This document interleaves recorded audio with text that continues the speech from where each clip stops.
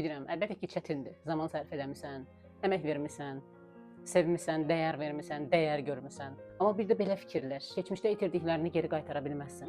Amma onlara geri qaytarmağa çalışaraq olan gələcəyini də itirə bilərsən. Beynin sənə oyun oynayır. 1973-cü ildə Fransa və Böyük Britaniya birlikdə ilk dəfə dünyada səslən sürətli sərnişin təyyarəsi Concorde layihəsini hazırlayırlar. Layihə irəlilədikcə məlum olur ki, əslində xərclər oradan gələcək gəlirlərdən çox olacaq hər zaman.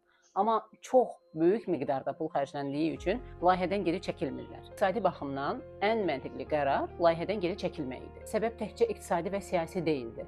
Artıq milyardlarla vəsait, illərlə əmək, nüfuz və böyük gözləntilər sərf edilmişdi. Bu qədər investisiyadan sonra geri çəkilmək olmaz fikri hakim idi. Bu hadisədən sonra həm psixologiyada, həm də davranış iqtisadiyyatında bu termin geniş yayılmağa başladı. Bu yanılğı nədir? İnsanlar qərarlarını gələcək faydaya görə yox, keçmişdə itirdiklərinə görə verməyə başlayırlar. Yəni beyin belə düşünür. Bu qədər vaxt sərf etmişəm, bu qədər pul xərcləmişəm, bu qədər əziyyət çəkmişəm. İndi necə imtina edeyim?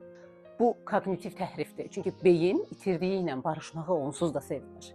İnsan çox vaxt gələcəkdə daha böyük zərər görəcəyini bilsə belə, sırf əvvəlki itkisini boşa çıxarmamaq üçün yanlış qərara davam edir. Bəlkə də buna görə zərər verən münasibətdən ayrılmırıq. Bəlkə də buna görə sevmədiyimiz işdə illərlə qalır. Və buna görə uğursuz layihəyə enerji və pul yatırırıq. Ağıllı qərar keçmişdə nə itirdiyinə görə verdiyin qərar deyil.